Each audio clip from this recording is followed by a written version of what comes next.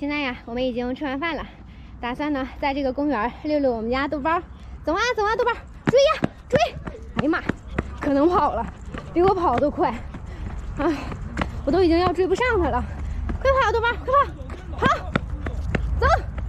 哎呀，走啊，看看妞妞去，看看你的媳妇儿去，走，豆包，找媳妇儿去喽！一说找媳妇儿啊，好，走啊走啊！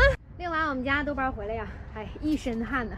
他比我跑的还快，我就在后面就追呀。回来了，然后打算也要洗洗澡，先把我的房车的水箱给加满，还是同样，先把这边的管子给它插上，拿着这个放到注水口里，把房车的水加满。今天呢就可以美美的洗个热水澡啦。洗澡之前呢，首先呢要把热水器给打开，还有把柴暖给打开。打开柴暖以后啊，洗手间里呢就有温度了，特别的暖和。这里呢就是出风口，出的是热风，洗澡的时候啊就暖和了，不冷了。今天呢天气还是挺冷的，因为早晚温差比较大。我呢打算先把我的外接电源给接上，今天晚上我就可以开空调，美美的睡上一觉了。还是啊，先把外接电源给插到这个新能源接口上。之前呢，我一直以为房车呢只有一种取暖的设备，那就是柴暖。到今天呢，我才发现，原来呀，这个房车的空调啊是双频空调，也可以出暖风的。等房车暖和了以后呢，我就可以美美的洗个澡了。之前呢，有很多人在问我，冬天在房车里可不可以洗澡？因为啊，冬天太冷啊，水箱呢也容易冻。那我在东北的时候啊，是水箱里不加水的。房车的空间呢还是挺小的，肯定是没有家里大呀。所以呢，要把这些盆之类的东西啊，要给它拿出去，还要洗衣液。发4。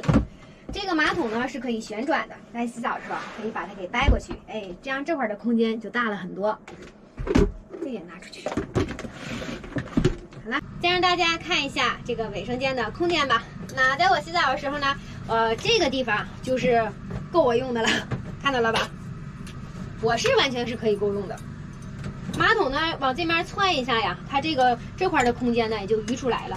平时马桶是这样的，哎，还可以往这边转，哎，这回更宽敞了哈，这样更好一些。假如啊，你想要拿一个毛巾搓一搓的时候啊，哎，这个空间也是够用的啊，哎，可以完全放得开。看到了吧？好啦，也演示完毕了，我要真的洗澡了，关门了。洗完澡了，晚上呢可以美美的睡上一觉了，太好了！我这洗完澡出来呀，看我们家豆包可厉害了，自己把衣服也脱了，哈，还在这样呢，哎，穿上。哎呀妈，把自己的嘴巴都给套上了，哎，你怎么就这么喜欢你的小衣服啊？伸出来！哎呦我天！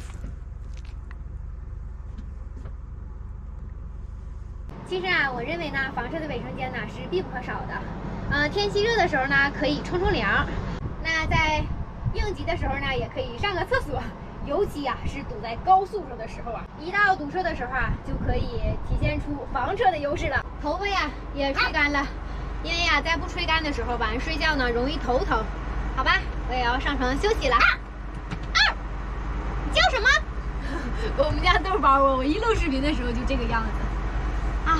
可以美美的睡上一觉了。